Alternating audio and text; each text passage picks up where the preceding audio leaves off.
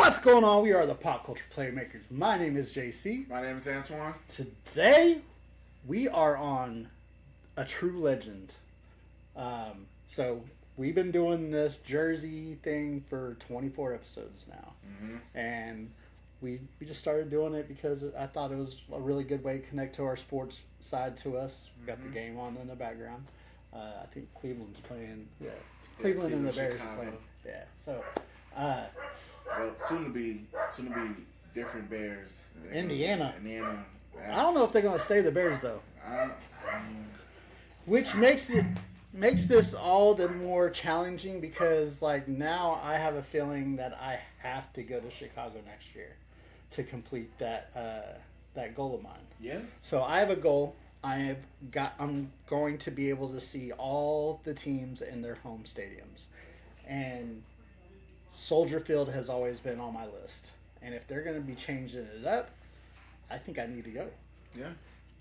Well, what are your thoughts? I mean, I think so. I'm kind of dragging him along on this. Like, I mean, it just happens when you become podcast, best friends and, homies outside the podcast and stuff. It's like, you do adventures.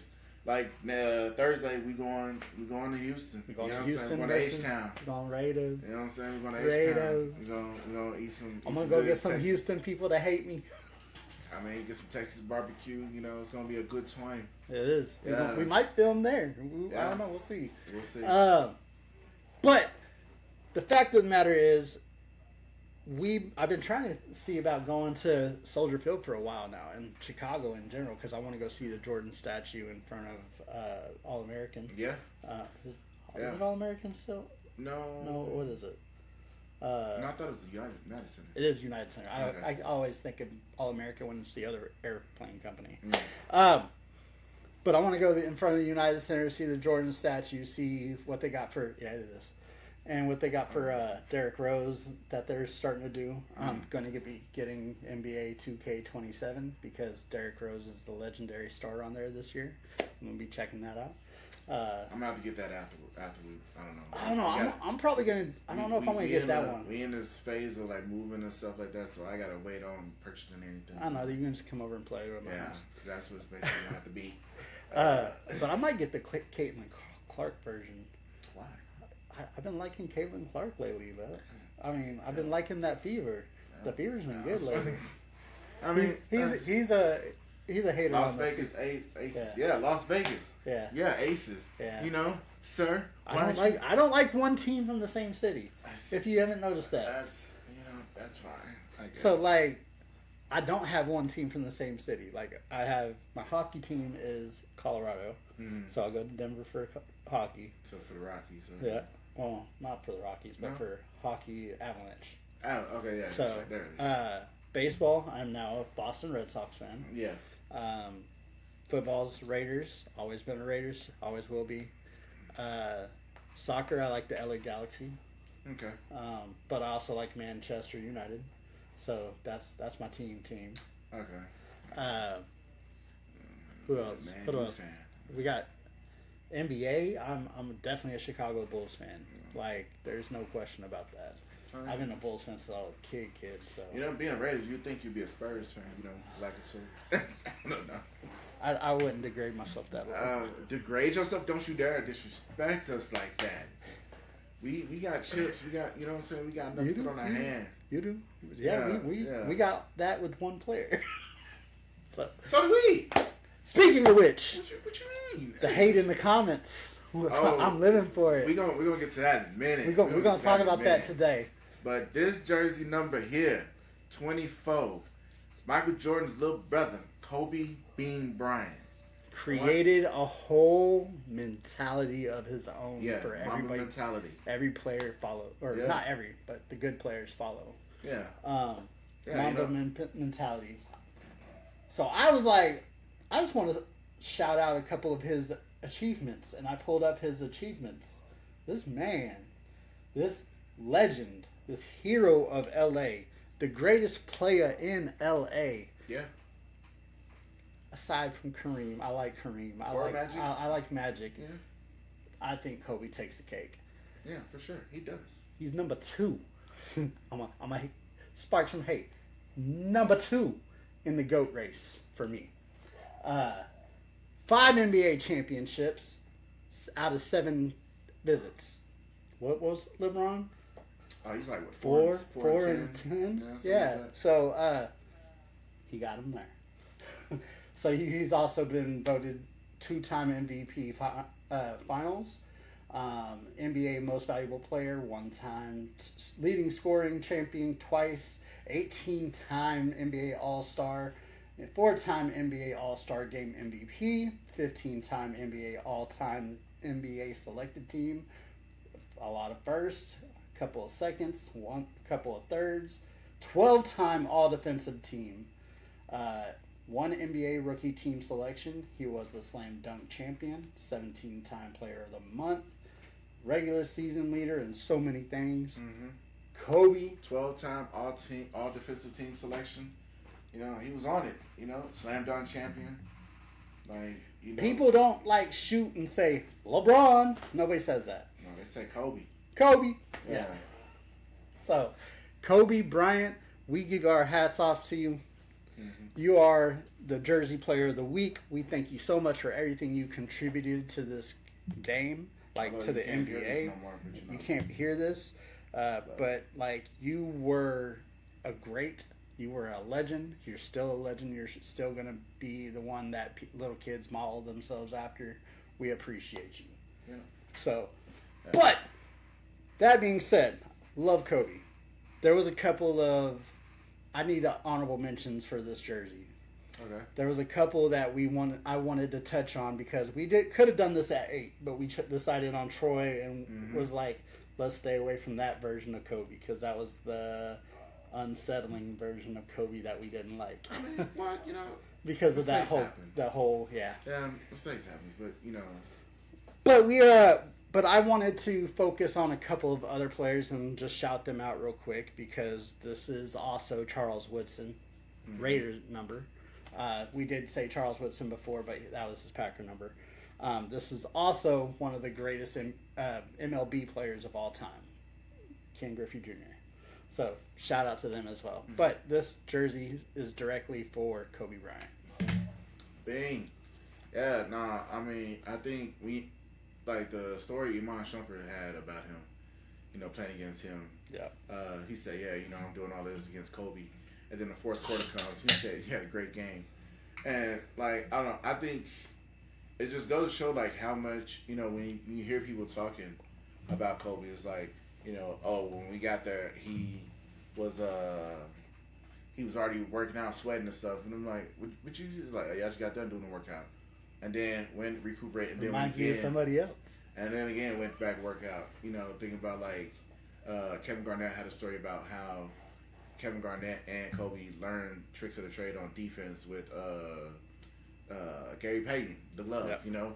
And then it's like you see Kobe add that to his game, which again, he's a 12-time, you know, all defense, you know. So it just shows that he was about, you know, not just scoring but locking down the best player, you know. You think about like when he added to his game, because you hear Rachel Miller talk about it. Like, yeah, I was teaching him about this when we were shooting this commercial, and then those same moves I taught him, he did against us. You know, it was like Kobe was one of the best. You know, like he had the second most score points until Bam Adebayo did 83. Right. But again, the way Kobe efficiently scored those 81 points, you know, against Toronto Raptors, that was a crazy game. So, like, I mean, to be up there in the top 3, I mean, you got, what, Wilt, Bam, and then Kobe? Yeah. That's huge. Yeah. And, you know, and he was number 2 for a while until this recently just happened. So it's like, you know, you just think about it, like, dude, just think, and even think, like, if dude had what do they call it? If dude had...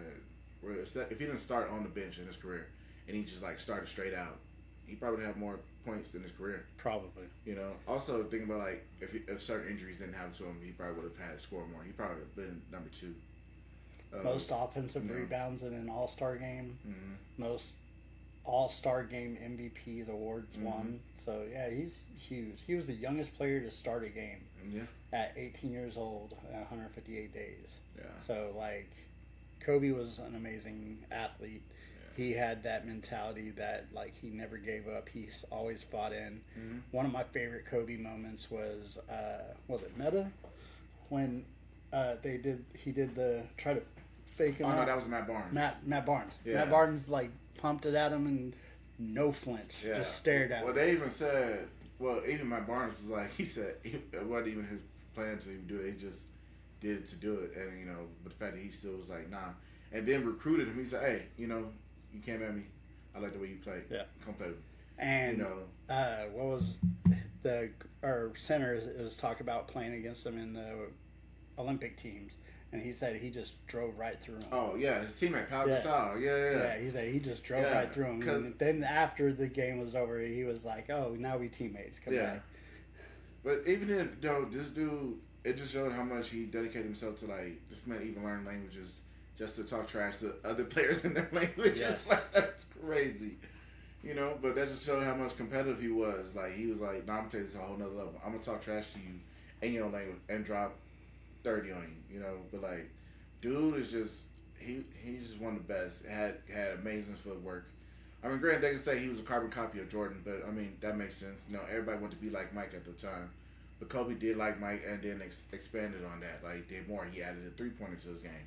He did all that stuff. There's a lot of things you could say about Kobe that he added to make him who he was as a player, a two-way player, not just an offensive person, a two-way player. Like, he locked down. He was dangerous as soon as he locked down and gave you 30. It's like, but it's just cool. Like, I mean, we'll never know how they would have stacked up against each other if LeBron didn't lose to Orlando Magic. Yeah. That year, because that would have been the year. It would have been Kobe versus LeBron, and like, hey. Yeah. But LeBron didn't have it. Dwight Howard wanted it more, but even though Dwight Howard lost 4-1, it's just. I just love, like, the reason I say he's the second in the GOAT race is because all the people that talk about, like, they change him out with Vince Carter on NBA 2K to see where he would end up, and he's always on top. Like, if he would have got drafted to the Toronto and Vince Carter got drafted to LA. Well, technically, Kobe got drafted to Charlotte. Charlotte. Yeah. If he would have stayed in Charlotte, there's all these people that do this on 2K where, like, they trade out Kobe and see if they would still had the record he did, and it always plays out he does. I mean, but you can't.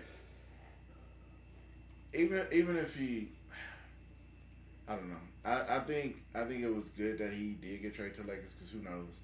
Because then it's like if Kobe was at Charlotte when Shaq left Orlando, because he left Orlando to LA because Jerry West was like, hey, I got this new upcoming kid, Kobe, y'all can be great together, y'all can win championships together, and they did.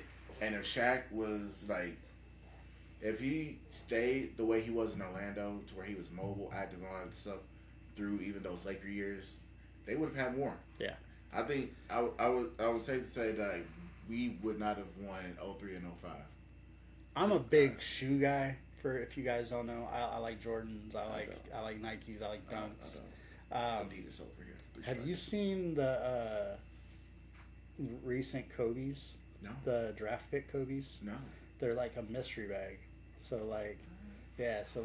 what they do is they give you a mystery bag, and it's a draft pick from Kobe's year.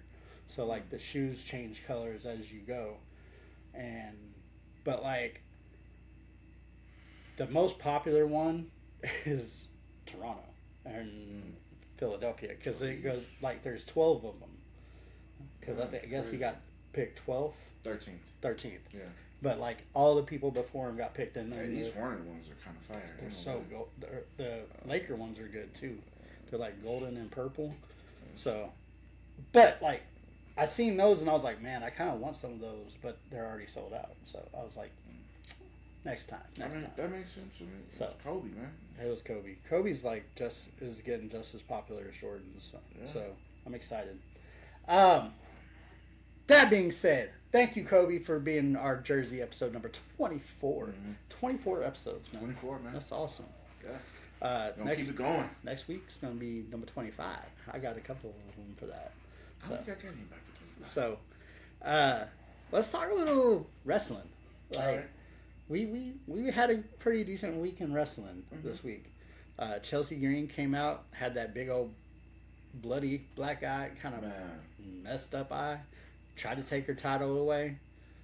Nick Aldis came back and was like, "No, we ain't taking your title away." And said, "If you can get cleared, she's gonna get cleared." No. So she will. So that's unfortunate, but I mean, things happen. As is, I don't know. I feel like there might be a feud started between her and Tiffy. Oh, definitely. Yeah, because I can see situation. That. Yeah, because they were best friends at one time. So like, yeah. Like man, WWE quick to just you know what I'm saying. Hey, let's make a story. It was like, hey, let me say this: this KO and CM Punk thing. That's catching. That's catching on fire. I'm curious to see how that will go. When CM Punk came out and when Punk said he's gonna kick his bitch ass, I was like, oh yeah, all right. And then he came back with the fat comment. He said, "I'm gonna kick your fat ass." I was like, oh, we going personal. I was like, I knew like he had some heat with some people backstage, but I understand because like. Back in 20 years ago when Kevin Owens started in WWE or started coming around, he went to CM Punk for some advice as like an upstart veteran. Yeah. And CM Punk completely shunned him, told him he was too heavy to do anything, and he's not going to make it a week. 20 years later, we get the feud of a lifetime that they're doing right now. Honestly, Kevin Owens, as a big dude, the way he is, the way he does things, it's like you wouldn't think a big dude shouldn't be doing this. No. Like swantons. Yeah, like frog splashes. Like he should not be doing all this, you know. But cannonballs. I like. He be going, and I'm like, you know what? I'm all for it. Hey, I do like his theme song. Yeah. I like the whole KO thing. So yeah. The Uso, I'm kind of excited for Monday. I really am. I want to see the next part of this story where Solo comes over to Bloodline. Solo's so good on this. Oh my gosh, I just love Solo so much. Dude. I don't know why I do, but I do. I liked him as the Street Fighter. Yeah, you know, but it's I don't know, but then again, it's like who's to say that family don't have a good time there all together? Because, like, I feel like they should be having a good time, but, you know, you got these characters, and it's like, man. You know where I'm going to next. Oh, yeah. We got to talk about it. My guy. It's about time it happened. My guy. Yeah. That boy Zilla Fatu. That man in there. He's on NXT. On the real, the way people be sliding into these rings and, like, do it so effortlessly, I'm like, can I do that? I don't think like, can I do that? You gotta have a lot of speed and momentum. Yeah, like they should be. He got up and down like, oh, guys, see you, boy. You know, that dude, like, man, I'm so excited. Got his Pops chat title on his chest. Yeah. Like, man, it's just. And he's starting. From what I hear, he's gonna go with the half makeup of Pops too. So, I mean, hey, you know, try to cover up his face tat. So. Hey, I'm excited. Man. You know, Zilla Fatu, if you guys have not seen this man out in the independent scene, he is a killer. Yeah. He's more dangerous than his pops. Yeah, honestly. And I saw the Triple Z, the Superman Spike thing. I'm like, that is. I don't know. I feel like that's more dangerous than anything because that's just crazy. Triple like, Z. You come down like, ugh. I'm like, nah, that's crazy. I don't know. My tongue did that. Like, it just did it. Just. But yeah, the Triple Z is awesome. I'm excited to see. I don't think they called it that though. I think they called it the Superman Spike or something like that. I know. Well, and like you know, in typical fashion, most people are like, oh, we got another like the amount of people who have talked on Twitter. You got Seth Rollins. I was like the wrestlers that talked on. They were like, "Is there a Samoan factory somewhere?" I was dying on that comment. It was like. So, he said in an interview not too long ago, I think it was recently with Chris Van Vliet, where he said, if you look at the family tree and you see that his dad had 11 brothers, and their dad or his grandpa had 11 brothers, and so on and so on. Yeah, the tree's huge. Like there's people out there. I mean, you can connect the Snookas, you can connect to Nia Jax, you can connect the Johnsons, you can connect the Anawai, the Fatus, I mean, you can connect the Tongans. Yeah. Like, they're all there. They're all in there. So, it's crazy. Yeah. It is crazy. They are Samoan making dynasty. I mean, what you gonna do? It's a family business. This is it. They are doing their thing. Think Moana. Like, you know in Moana when, like, they started off and they were, like, one family split into all these different islands? Yeah. That's exactly what this is. Basically what it is. So, they taking over the world. You know, random tangent. I'm curious to see what happens in the next Moana. Oh, yeah. Because after what she did, and, like, now that she is now a demigod, like... Yeah, they just announced that, too. Yeah. Like, we're going to talk about that in a little bit. Okay. That's our discussion for later. Oh, okay. Okay. But, yeah, Zilla Fatu back is in the WWE. I am super excited. I can only say this because, like, they're bringing a lot of fourth rope people into the WWE, which is an independent scene. Mm-hmm. I can see the reemergence of Enzo. Like, yeah. Because, like, Enzo was fourth rope for the longest time. I think he's still fourth rope. But, like, they brought back Cass. Yeah. Enzo's biggest rival in fourth rope was Zilla. So I'm wondering if we can see the reemergence of Enzo. Honestly, I think it'd be cool to see JTG back would be cool, too. Yeah, that would be cool. So, although he was a part of Crime Time, it's just... Shad. Yeah. Recipe Shad. I mean, you know, which... I wish I had some coins to get some stuff off and some merch and stuff. Because when he came to Tulsa for the Wrestling for a Cause, I was like, I ain't got no money. I was like, I'll definitely got it, you know, because like it's just, but yeah, no, I don't know. It was cool to see him there and just see him wrestle and stuff like that. I don't know. It's cool to see people still doing what they love or what we became a fan of them of in. Yes. And so, you know, things of that nature, but yeah.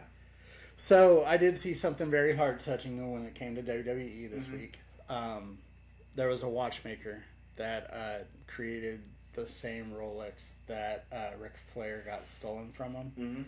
And when Shawn Michaels wrestled his final retirement match, Shawn Michaels gave him a Rolex with the number 24 for how long he's been in the wrestling business. And there was a watchmaker that kind of like couldn't find that watch, so he recreated it and gave it to him at a con. And nice. Like you could see the heartbreak in Rick's eyes, like how it touched him. I was like, that was a really cool moment. So yeah. I like to see stuff like that. Like, give me cool moments like that. But then it just goes to show, like, you know, people downplay. And I mean, when you really break down what certain stuff is like, you know, like we think about playing football. All this is just what you did as a kid, but you get paid to do it now. Yeah. Like this, and also with basketball and any other sports, it's like what you. And people downplay it like that. Yeah. But like when it's those players, it's meaning. Like, yeah.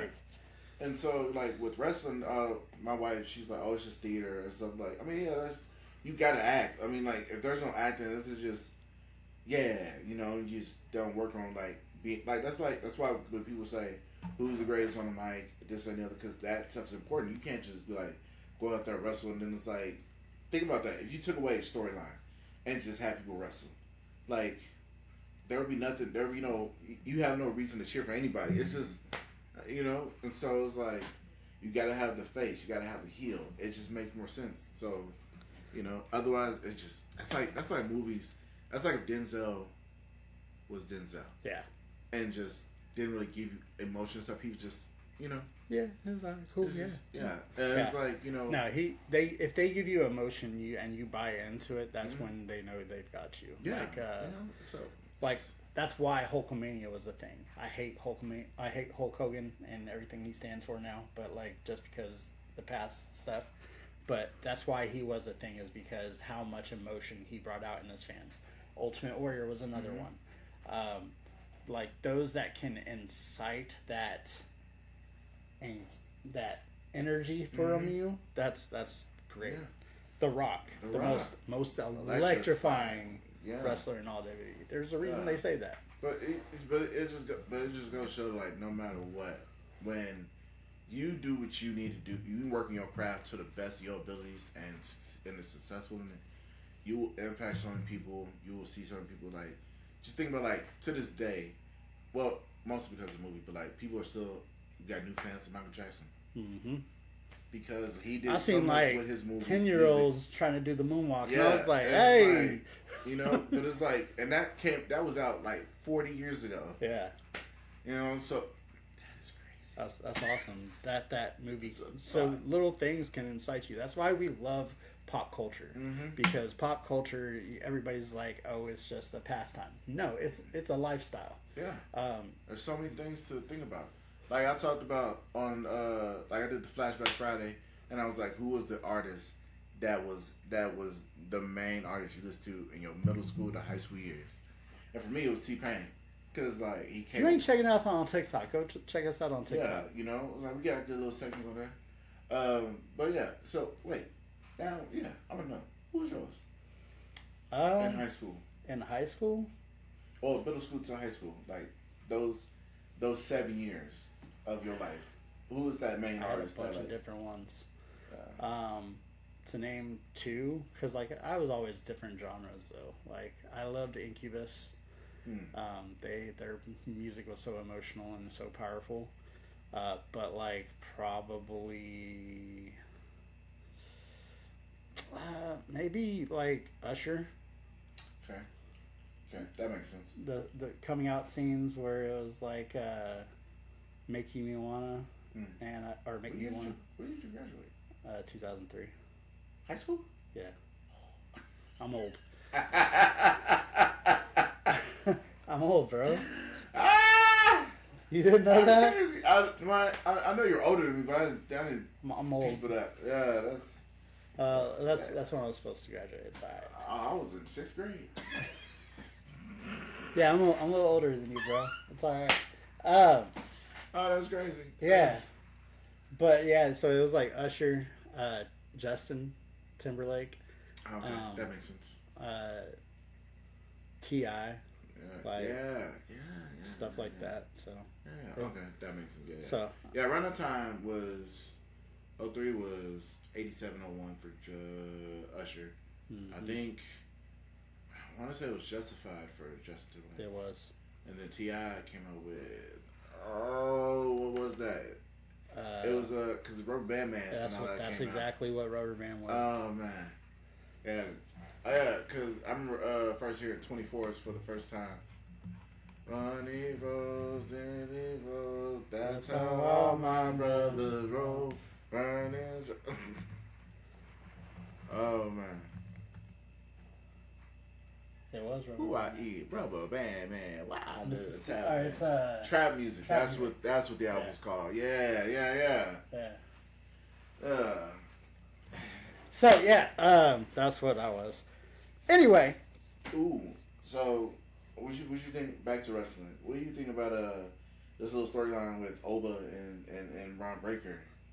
I like it. I think that they need to wait on it. I think this is like, let them face that Royal Rumble, one of them knocks the other one out, and then they go on to WrestleMania. I don't want to give either one of them a title yet. I think that, like, if they do get a title, they fight over, that's the first match at WrestleMania. Or, like, give them a vacated title or something like that. Mm-hmm. So, I think that would be the best thing for business is to have them at WrestleMania against each other. Oh, yeah, for sure. Yeah. I'm really curious to see who's going to be at Survivor Series. Like War Games. You got to have some type of bloodline in there. Yeah.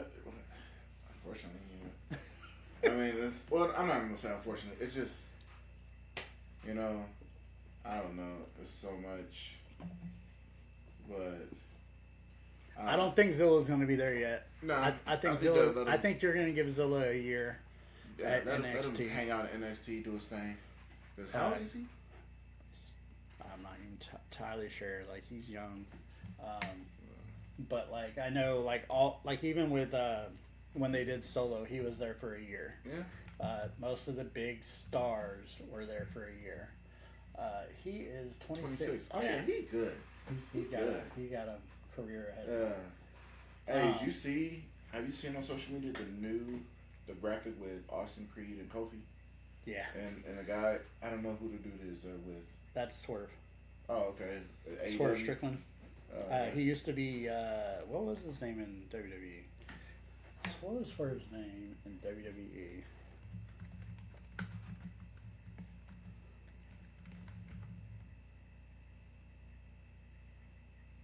Isaiah Swerve Scott. He was part of Hit Row. No, he wasn't part of Hit Row. Yeah, he was. He formed Hit Row with Top Dollar and Ashanti. Oh, Beef Up. Oh. Okay. Yeah, he was it. Oh, okay. Him? Yeah. Yeah. So that's gonna be cool because they're gonna go up against Kenny Omega and the Young Bucks, and they also gonna go up against Hangman, Brody Lee, and Bandito. So that's gonna be cool. I'm excited for that. I don't know. I'm still thinking about that little video. now that they've broken out, they're somewhere else. But here's the thing: was like Swerve and Xavier Woods were together in TNA. Oh, really? Yeah, and when he was Austin Creed. Cool. They were together on the independent scene too, because like they kind of came up together in Atlanta. Kofi's just been Kofi. He's been doing. So, I think his birthday just passed recently. Yeah. Speaking of wrestling, we're gonna finish it off with this. Okay. Week 2. I need another greatest match that you would show a non-wrestling fan. Oh man. Oh yeah. So last week I said WrestleMania 19. You said WrestleMania, yeah. And last week I said SummerSlam 95 with British Bulldog and Bret Hart. Do you got one? Yeah. Just because of how chaotic it ended. Brock Lesnar versus the Big Show when the ring collapsed. Yeah. That's a great one. Yeah, like this is I don't know, because Brock was still like doing his thing. Big Show was a big name, you know, which I don't know, man. Now I think about it, he also had a good theme or song intro too, because when you heard it, it's like, oh man, here comes everybody knows Big Show, yeah. Here come this dude. And like he was always like when he came over to AEW was get the BS out. Yeah. But nah, dude was just mad. Yeah. And to see people like, I think, who all has picked him up? Brock did. John Cena. Kurt Angle for sure. Who else picked He said the only one that he felt comfortable picking him up with is John. That was insane. He goes, I could stay on John's shoulders and write a play. He's like, that's how crazy his powerful was. That's crazy. So, like, That's not wild. even Brock. Like, yeah. Well, I mean, Brock was wild, man. It's like Brock didn't care. Brock did everything everybody sees Brock as like this big beast and everything, but like he did what he did to protect his competitors. Like whenever they were in the ring with him, not in UFC, obviously. UFC, he tried to kill him. Yeah. But when they were in WWE ring with him, he did what he did to protect them. He did what he did to protect Oba, John, just about everybody. There's one person that crossed the line with Brock Lesnar that he pretty much almost knocked out, and that was Braun Strowman. Because he kneed Brock in the forehead, and Brock came back with a couple of UFC punches to the dome.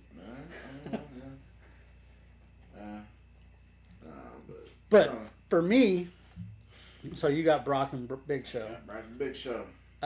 For me, I'm going to appease our audience because they said two of the great ones that, like, I think the most recently they could be one of those that all-time show a wrestling, non-wrestling fan.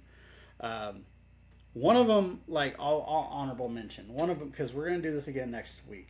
But I'm going to honorable mention Grand Americano versus Grand Americano. That storytelling all the way up into that match was an amazing storytell.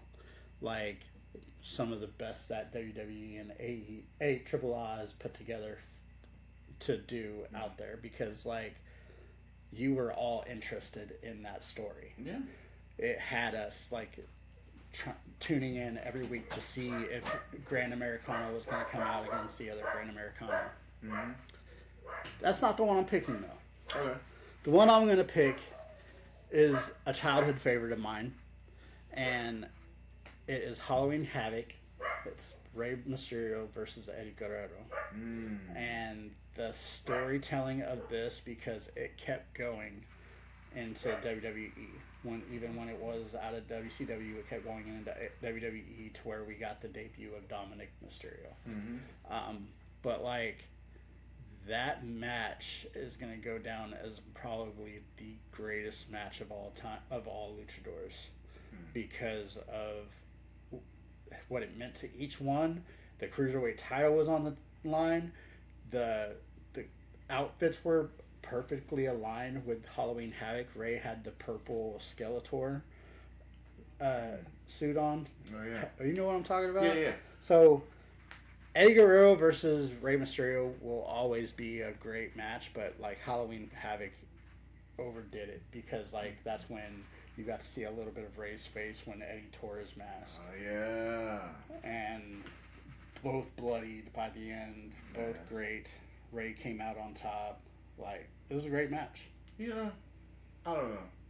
I feel like I missed that part of WWE, of wrestling. Mm-hmm. Just seeing people get bloody. Yeah. Even if it's like, you know, like Stone Cold bloody. Yeah, like just Stone Cold Shawn Michaels. Yeah. Like, no, that wasn't Shawn Michaels. That was Bret Hart, wasn't it? Yeah. Where he had him in the sharpshooter and he was just bleeding all over. Yeah. Yeah. Nah, man. I don't know. I just feel like, I don't know. That just took it to a different level of like, oh yeah, now they fighting, cause like now they're both bloody, or even if just one bloody, but like it's just, oh man. And can I say that's what I like about WWE now, is like with all the personas behind the curtains, you really don't know who likes who. Like Seth Rollins and CM Punk claim they hate each other, but they get along so well in the ring.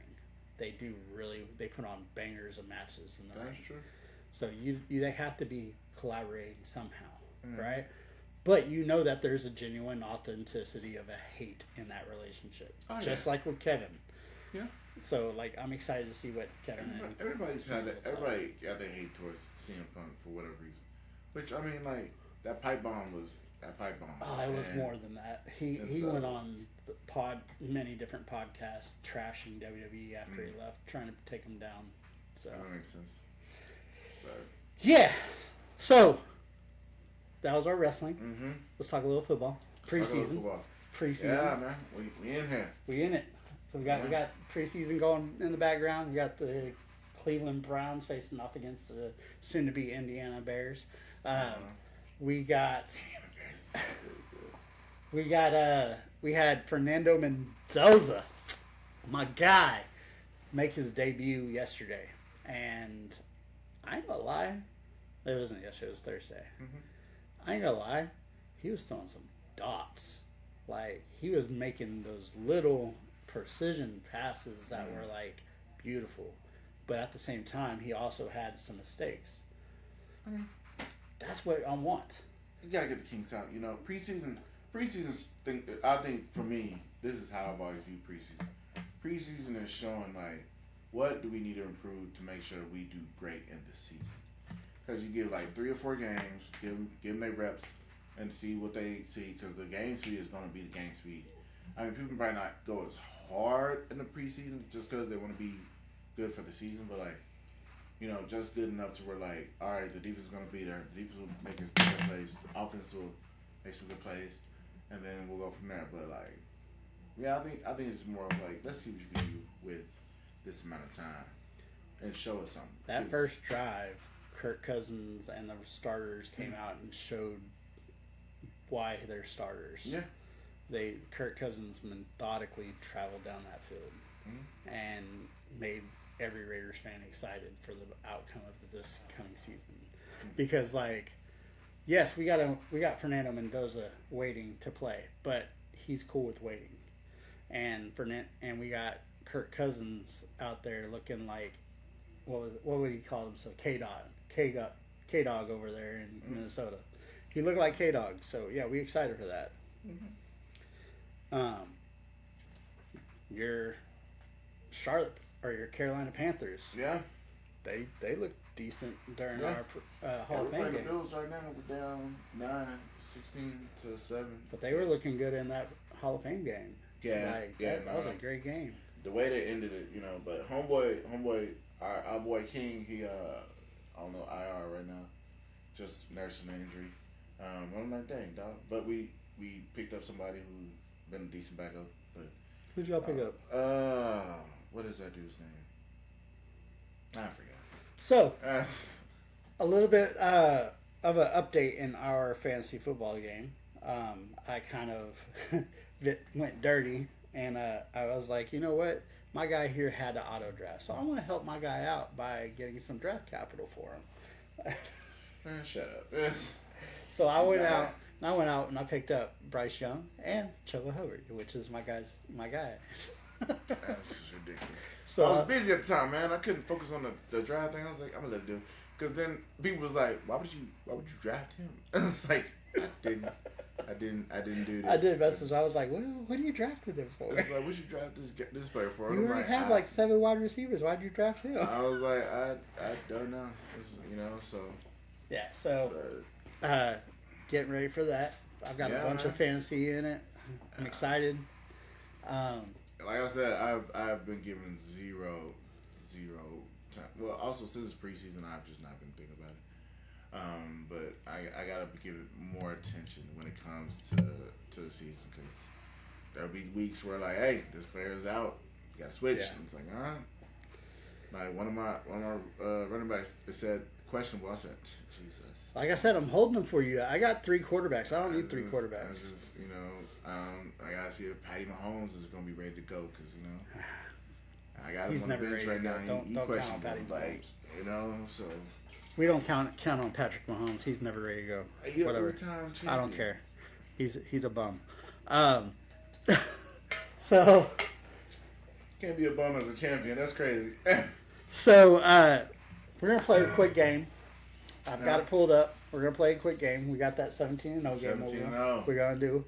So I'm gonna start it off, and I'm gonna say. So we got to pick a QB, 2 wide receivers, 2 running backs, 2 tight ends, an O-line, a defensive, and a head coach. Yeah. And we got to try to get 17-0. So we're gonna pull this up, and our first pick is Pittsburgh Steelers. And I'm gonna let you have the first pick. We're gonna do this like you pick one, I'll pick one. This is ultimate. It's just now. Like just in today's team. DK Metcalf. Oh, I was gonna say there's a couple of good ones. Yeah. Alright. My pick is Carolina Panthers. What you gonna do, bruh? Who's your tight end? We got Tommy Trimble. You got Trimble and Javon. Yeah. You can do the Rook. Well, he's not Rook anymore. I want to do Chuba. Okay. Chuba Hubbard. Yeah. Oh, I could have done Tet. Damn. Yeah. Okay. Chargers. Ooh. I don't think he's there anymore. Is he? Picks. What is that? Is Keenan Allen still playing?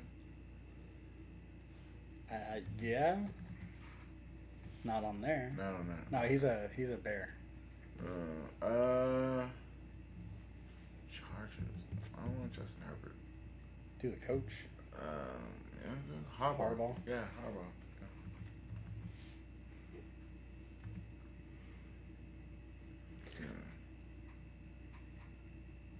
Giants. I'm not a dart guy.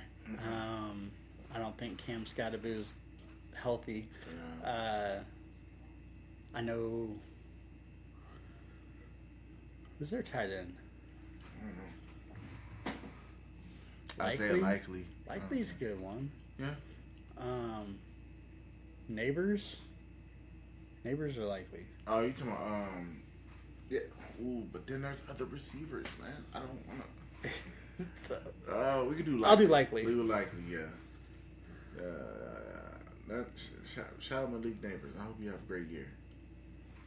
Green Bay Packers. Ooh. Nah, he got in trouble. I don't talk about him. Talk about Jacobs? Yeah. Yeah. I think he's going to be the best one, though. Honestly. Yeah, he's available. Yeah. I guess we're going to go Josh Jacobs. He's still not. He hasn't had no consequences. Buffalo Bills. Josh Allen. Good dude, Josh Allen. Yeah. I think he's going to be the best option.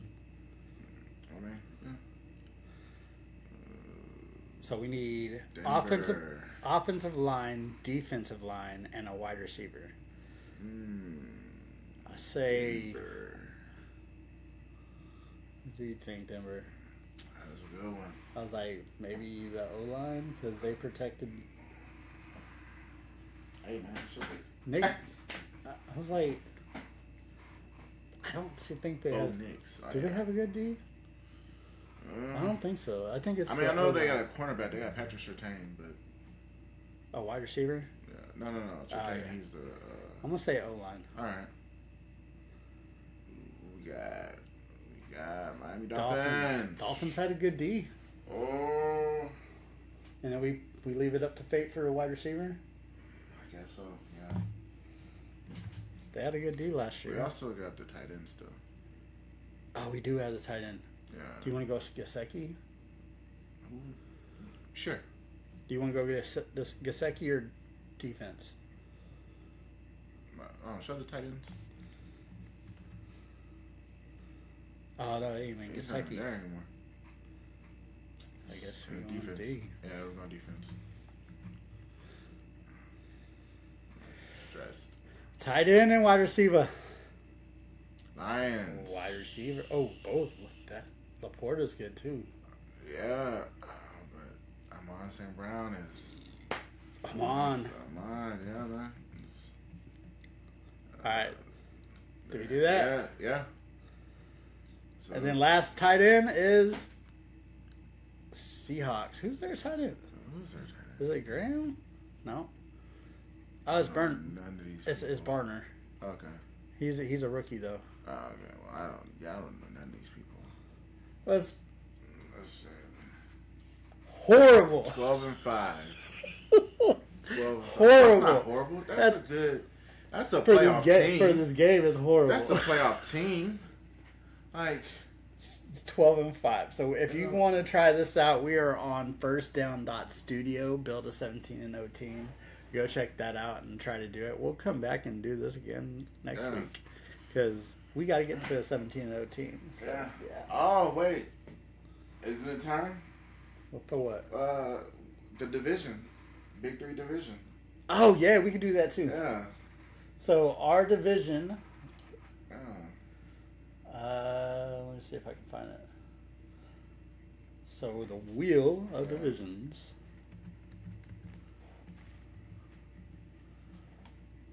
And we did what division last week? We did NFC West. So we're going to take out NFC West.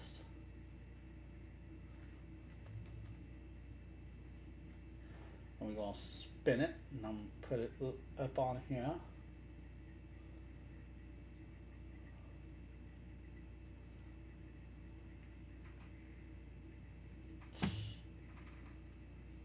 No. Try again.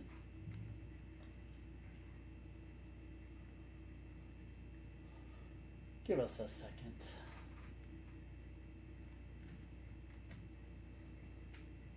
Let's make this. We don't want to do that. We want to go. Oh. We're going to do screen on screen. I don't know if we can. That's fine. How about this? I'll just do it on my phone. How about that? Okay.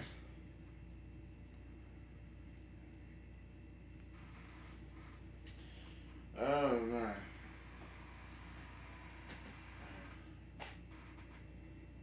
All right, so the big 3 of each team from the NFL divisions Now, in this week, we are doing the AFC South. AFC South. AFC South. Okay. So we're going to start with the big three of the Jacksonville Jaguars, who were the last in division last year. I'm going to say Maurice Drew-Jones, running back. He was a safety. Oh, no, they were the first, so, yeah, we'll go top to bottom. Safety. What's my boy's name? Is it Reggie Nelson? Was it Reggie Nelson? I think so. Oh, man.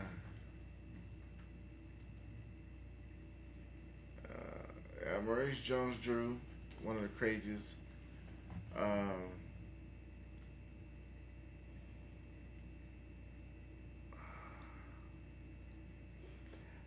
I'm going to say, for me, Maurice Jones-Drew's got to be up there. He's got to be up there. He was crazy. Fred Taylor's got to be up there, Fred too. Taylor's going to be up there. There was a cornerback who I think played for them. In the corner? Yeah, cornerback.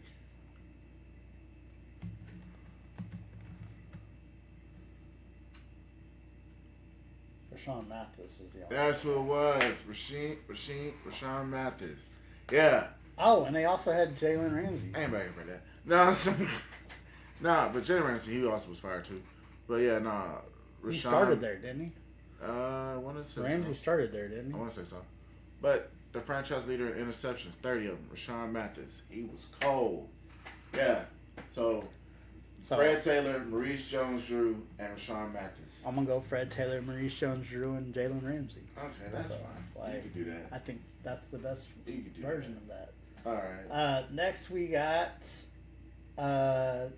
next in lead, because they were the top of the contenders last year, which is insane. All right. Texans. Houston Texans. J.J. Watt. You got to have J.J. Watt. Andre Johnson. You got to have him. He was crazy receiver. Yeah, I give it Andre. You have no choice. I give it to Andre. Now, are we talking like all time? Like even when they weren't the Texans? What were they before? They were the Oilers. No, that was the Titans. That was the Titans. Became the Oilers, which is in the same division. Yeah. we'll talk about them in a minute too. Nah, he's still young. I don't give a shit. So I'm gonna go. Mine's like defense big. So I got Brian Cushing. Yeah, you could do that. J.J. Watt, and Andre Johnson. I agree with that. I agree with that. Okay. I agree with that. This one's gonna be difficult. No, it ain't. Yeah, it is. It's easy. Colts. Obviously, Peyton Manning. Dwight Freeney. Okay. And Bob Sanders. That's wild. I know. That's wild. He was crazy. That's wild that you left out Reggie Wayne. That's wild. Marvin Harrison and they Marvin are great. Harrison. They are great, but like Bob Sanders was fire, dog. As the free safety, he was fire. You left out Marvin Harrison. I mean, there was a lot. There was Robert Mathis as well, but Dwight Freeney and Bob Sanders were killing it on defense. So your Colts. three are Peyton Manning, Dwight Freeney, Bob Sanders. Yeah, I got to go Peyton Manning, Pat McAfee, and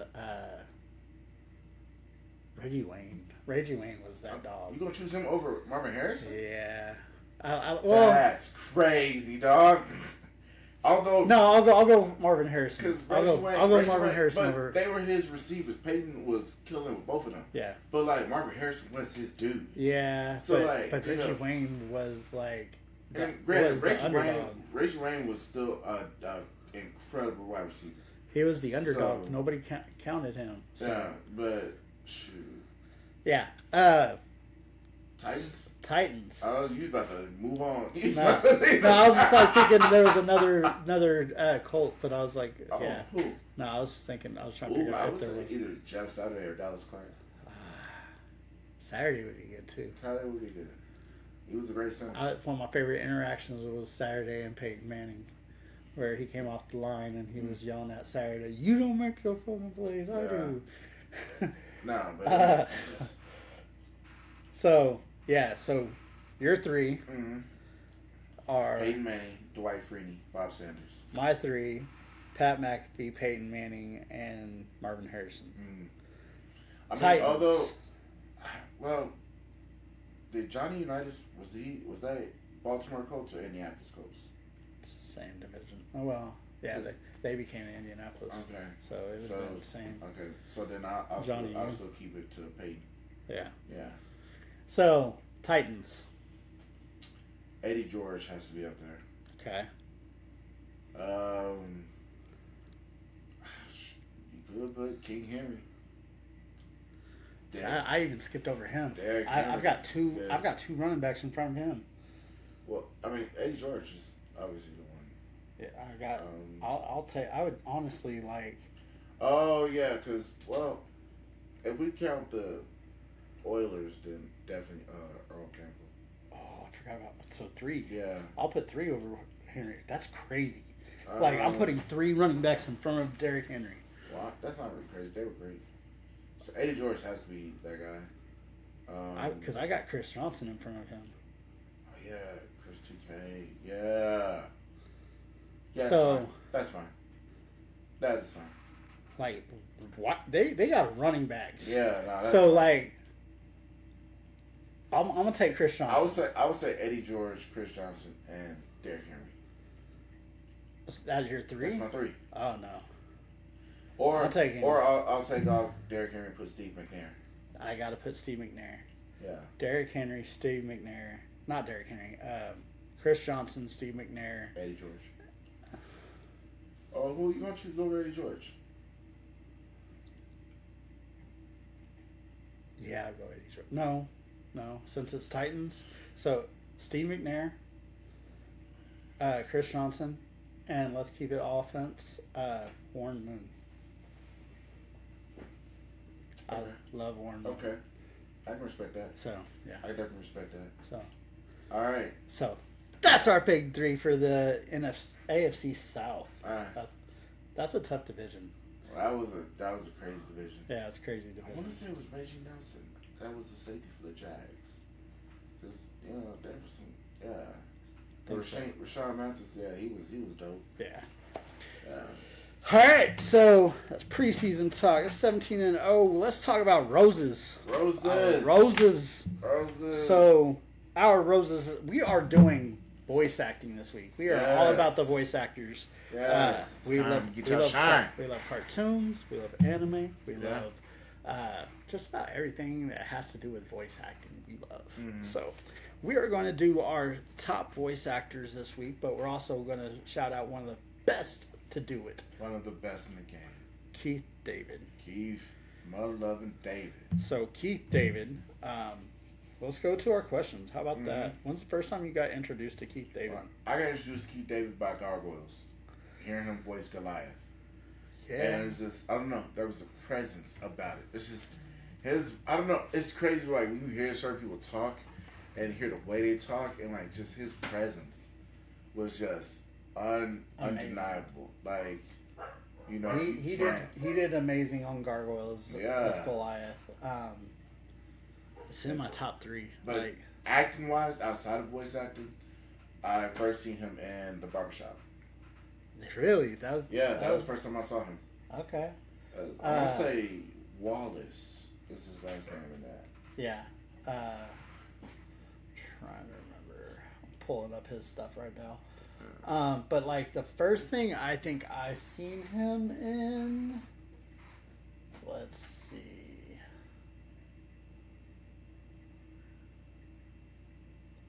Oh, he was in 21 Bridges. Yeah. Bro, this is 2018. This man has been acting. This is why he got a star on a Hollywood Walk of Fame. I think the first thing I seen him in was The Thing, when he played Childs. Okay. He was also in Hot Pursuit. He was in The Oldest Rookie. Mm-hmm. Like, He was Ernie Bass in Roadhouse, bro. Mm-hmm. That might be it. I might have seen him in that before I seen him in anything.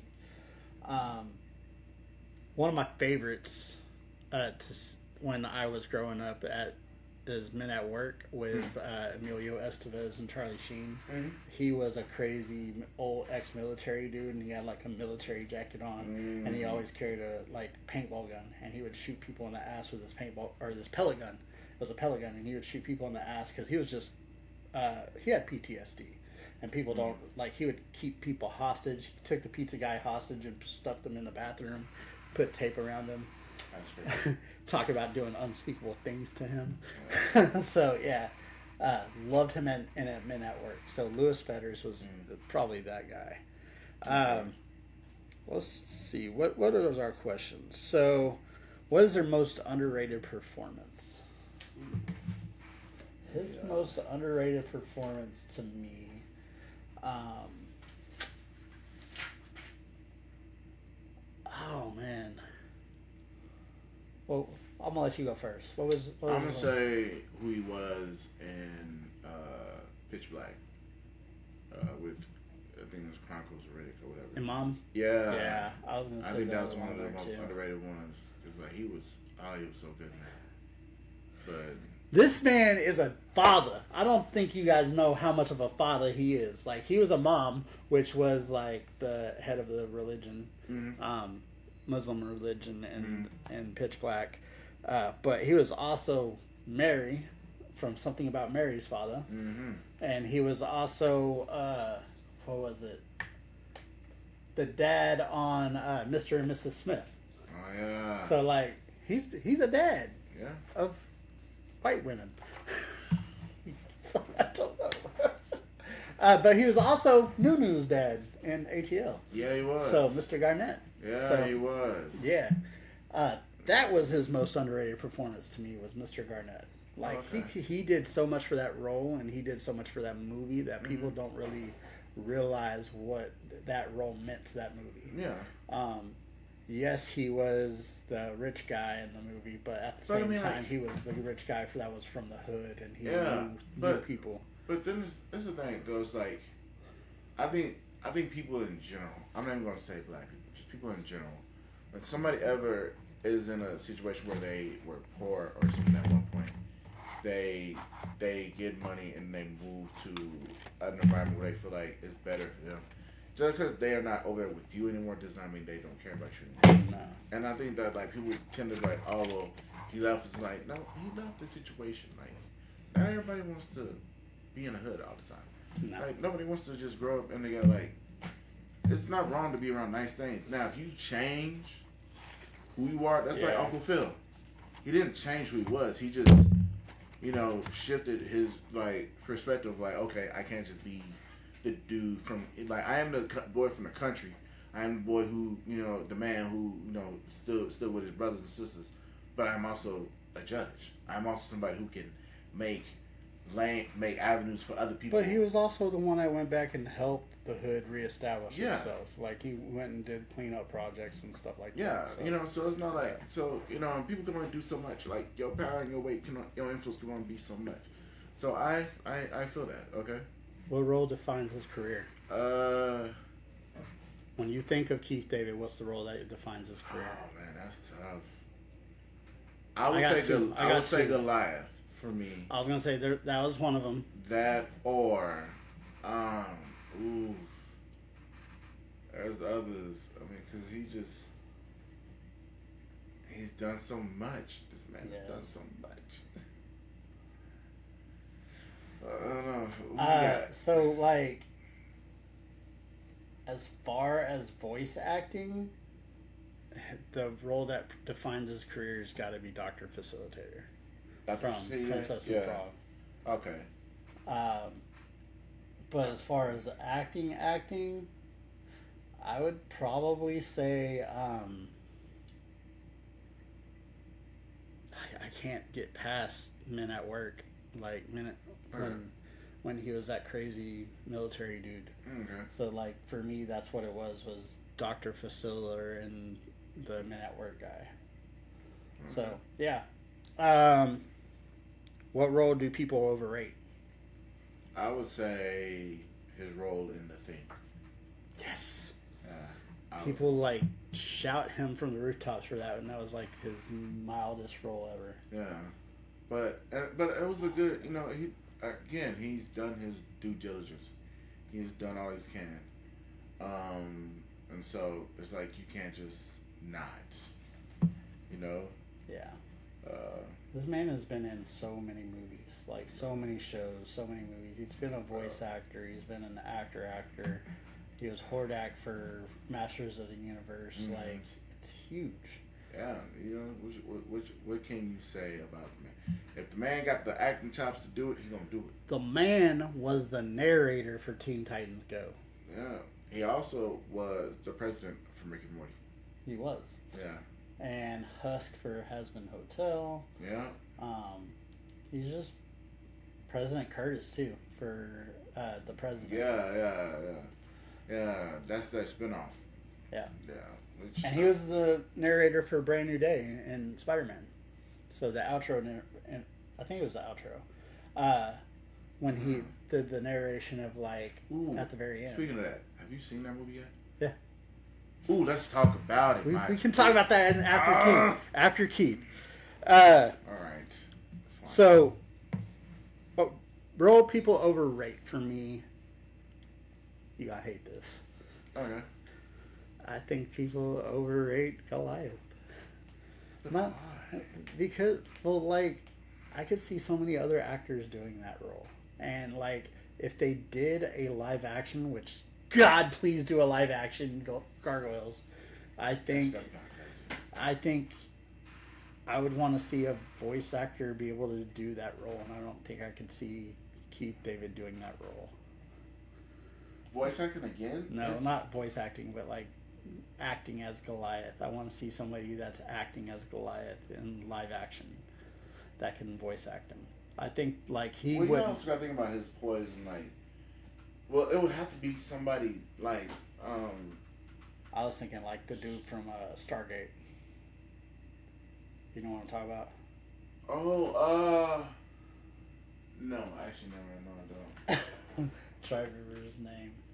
Oh, man.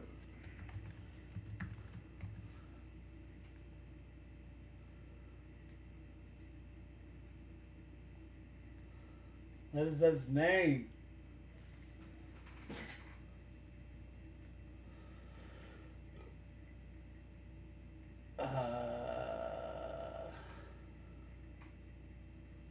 Christopher Judge.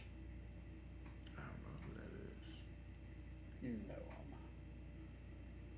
Oh. They're talking about how he's going to be God of War. Well, and Sterling K. Brown would be cool. Sterling K. would be good too. Yeah, I think. But I don't know. They just gotta have I don't know, because when you heard Keith David as Goliath and who he was back then, in the night and stuff, and just, I don't know, there was this demeanor with his voice, and when you hear him talking. I didn't say I wanted to delete. That's not one I want to erase. I just think I think it's a little bit overrated for what it is. That's crazy. There could be some other people that do that. So, okay. Speaking of race, which one would you erase? His role in Dead Presidents. Yes. Yeah. And I'm okay with that. I'm going to say his role in Barbershop. Why? No. Once again, you could give it to so many other funnier people, and that would have worked a lot better. Yeah, but I don't. Kind of like the Friday stuff. They gave the bad roles, or the bad guy roles to funny people. He's not a funny. Debo was a good villain. Terry Cruz's Damon was a good villain. Yeah. So, I think... All the Mexicans. I was like, who's Friday? Who's next Friday? All the Mexicans. I was like, I think they're Mexican. Yeah, they are. What would you want to see their next project to be? And I had this written down. A supernatural drama as a lead. I could see that. Yeah. I don't know. It's just like an angel type thing. Yeah. Yeah, kind of like Dogma. Mm-hmm. Almost do something like that again. Yeah. I want to see him do something action. Like, I could hear his voice doing something action packed. Like, give him a Duke Nukem type cartoon or something like that. Give him another cartoon. Like, I want to hear. I want more voice acting from him. Give him an anime. Give him an anime. That like give him some like reboot of Afro Samurai. So, or if they did Samurai Jack. That's what I'm talking about. No, Afro Samurai was Samurai Jack was not. Samurai Jack was somebody else. Yeah. Or another Boondocks. So that'd be kind of cool. Yeah, but they can't make Boondocks today. No, yeah. So, Keith David, we give you our roses. We thank you for all the contributions you've given to voice acting, how you have contributed to acting in general, starring in some of our favorite movies. Like, you are a great go-between. Like, that was one of those things that I've noticed about you, is that you are a great go-between between live action and animation. So thank you for everything you do. Thank you for your contributions to Disney too as well. So yeah. All right. So real quick, Brand New Day. How'd you feel about it, bro? I loved it. I thought it was great too. It was probably the better Spider-Man movie. Oh yeah. Like single Spider-Man movie, because like when they did the 3 Spider-Man together, that was a great movie, but like for a standalone Spider-Man movie, I think that was probably the best one. And I remember the secret handshake at the end. Oh man! So before we get to that, I remember. So Marvel is good at deflecting on who the main villain is. Yes. Although she wasn't, I wouldn't say she was a villain. We're gonna talk about her in just a little. Yeah, but like they were great, because then it's like. Because then when in the beginning of the movie we see them just jumping through, and I'm like, how do you beat somebody who can do that? I was like, how do you do that? Like, that was a thought of mine for most of the movie. I'm like, this is stupid. And then the big reveal came when it came. You know what that blue stuff was, right? Blue stuff. The blue darts that they were trying to shoot? Yes. Is that substance that they created in X2.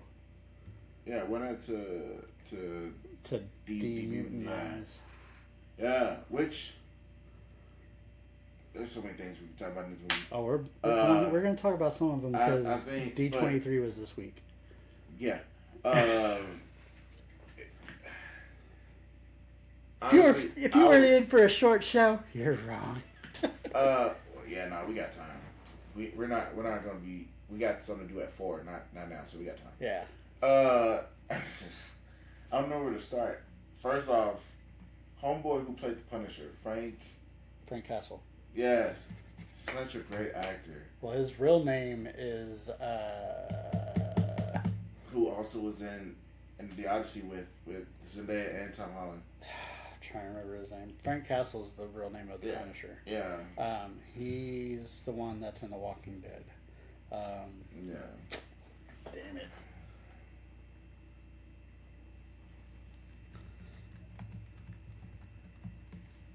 Shane Walsh.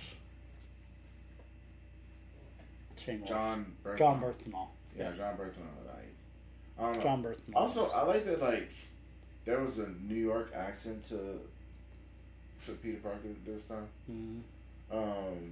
He's been working on that. Yeah, but like, just got more New York, and then just hearing him how as a Punisher, do that. But there was so many good moments of this movie to talk about. Here's what this movie did to me in my ADHD brain, where I'm like, I need it. Mm-hmm. So I watched the end of it. Mm-hmm. I watched all the way to the end where they did the closing credit, which was going to be Venom. Kind of Venom or Carnage, something like that. We'll talk about that in a minute. But like in my brain, I was like, holy crap, what have I missed since, like, I haven't watched Marvel since Oh, when was the last time I watched Marvel? This is the last Spider-Man. Which is 5 years ago. Yeah. So like, which is crazy. Which is, I mean, I haven't watched a new one since then. So like, I haven't got to see. Well, I got to see Scarlet Witch. I got to see Well, I saw the Multiverse of Madness movie. I seen that. I seen the Thunderbolts. I didn't. That was a good one. Okay. But like, I haven't watched like regularly. So I was like, what else did I miss? So I went back and I was like, oh, so I've missed a lot. So my week has been like, I'll come home and I'll watch a Marvel movie. Like this week I didn't watch any of the Ant-Mans. So like I watched the Ant-Mans this week. I'm supposed to watch, we're going to a movie today, but I'm gonna watch Shang-Chi when I get home. Because like I haven't seen that. I haven't watched that. I watched all the Ant-Mans this week. I watched Shang-Chi. I'm kind of trying to catch up to the Kang universe, even though it's kind of been just disintegrated. Yeah. Which they could have recast it. Yeah. Like, there are so many other black actors who played like Kang. Yeah. Or just get a white actor and just make him blue. Yeah. Like. Yeah. You know, like, there's many, like, they just zoomed into Doom. I mean, granted, RDJ. Let me say that we're going to talk about that in a minute, too, because, like, what they did announced at D23, have you seen anything? All I saw was Frozen 3, and there's another one. Oh, we're going to talk about this. Okay. So, let's get back into this. So, but, like, I've been on a hunt to, like, make sure that I'm catching up on all the Marvel movies before Avengers Endgame, or Avengers Doomsday comes out. So, like, I've got a couple left, but then I'm going to jump into the series again, because, like, I want to watch the Punisher series. Jasmine, my wife, wants to watch the Punisher series, and she was like, he did a really good job as Punisher. She's like, better than that other guy that did the first movie. I was like, way better. He was horrible. He was horrible. I don't care what his name was.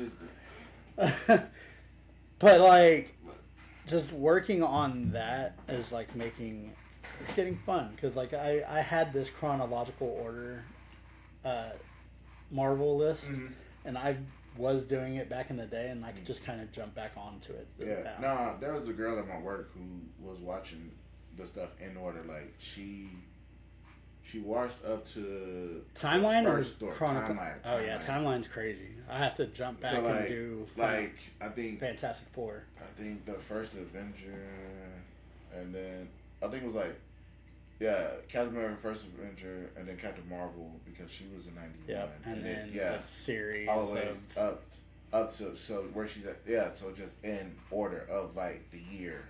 Yeah. And stuff instead of when the movie got released, but so like she's doing that, which I'm like, more power to you, because that's crazy. That's a lot. It's a lot. We try to do that. Yeah. But it's a lot. It is a lot. Honest, but not. Shout out to this brother. This brother's been getting more love just because for his, like, people call it the 15 minutes fame, but dude did a lot. When Gene morphed into the black dude and they started talking to him and just having this whole conversation with him and stuff, I was like, oh, this boy. He said, I'm gonna be on camera and I'm gonna give my time. Yeah. You gonna pay me? You gonna book me? Like, nah. I hope that dude gets so much success from just from that. Yeah. It's like, forget audition. You saw what he did. You know what he could do. But that was cool. But yeah, just the whole idea of like just jumping from body to body. I'm like, how do you stop somebody who could do that? And then Charles Xavier. Well, you know, we're gonna talk about that. But it's just, you know, all in all, it's like then you see he goes and meets, which it's like it can't be helped. It's just he made the wish because he wants to keep them safe. But then he wrote the letter. But then he didn't give it to him. And then he like left the letter. And then they met. Woo woo. Okay, she's with another dude. I mean, it makes sense. She didn't know you. And then it's like you see this dude don't go make no new friendships, but watch his friends through MIT all the way through MIT together, and like was not a part of that. And so I don't know, man. I don't know. For me, as an extrovert, that would break me. That would break me so bad. I would definitely have went back and be like, yeah, I'm him. Like, this is, you know, here's the letter. F this dude you're talking to. I wanna be with you again, but like, there's a theory. There's a theory out there in the multiverse. You know when he was saying goodbye to Mary Jane and Ned. Ned, yeah. Did you see what was happening with Ned when they were saying goodbye? Mm-hmm. What? He was wearing the Doctor Strange ring. He was wearing Doctor Strange ring, and they did their handshake. Yeah. And there was a spark when they did the... Yeah. And what the theory is that was him unlocking that spell. And whenever they did that, all of his memories came back. Yeah, which would be cool. But then some people were like, oh, he was putting 2 to 2 together because it said Peter, this and the other, because of the party. And so that was like, that's why he was like, oh, that's who you are. Yeah, you're Peter. But there's more honestly, I think that is, no, the scene that messed me up so bad was when he kissed her. And it was her. It was I was like, yeah. That's so terrible. How you gonna do a brother like that? I was like, I could never recover from that. She's like, she's nowhere in here. You don't see her anywhere. Like there's nothing of you in here at all. That wish you did, it worked. Like there is not a thing she remembers. And I tell you, that spoilers. Nah, y'all had time to watch it. This thing shit. This has been out. Y'all, that's your fault. Like, nah. If I'm a part of the premiere of seeing the movie, and like I'll wait a week. If you ain't seen the movie within a week, that's your fault.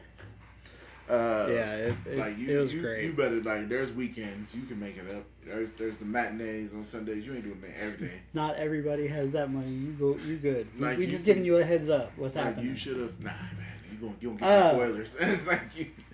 But then it was the thing of like, all right, after she found the letter, and then read it, was like, so why didn't you this, that, and the other? And it's like, hey, can you take me home? Yeah. And it's like, and then you just see just swinging and just. And she's smelling. There was there was just quiet. There was nothing to talk about. Nothing. It was just, all right, this, thing, the other, cool.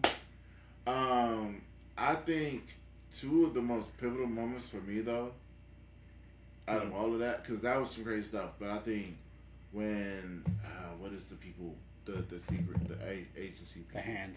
Not the Hand. The people that was working with Peter at first. Shield. Is it Shield? Yeah, Shield. You talk about the where the black dude was. Yeah. That's Shield. I thought they were called something else. I'm pretty sure it was Shield. No, the Shield is not Sniper. Nick Fury. I know, but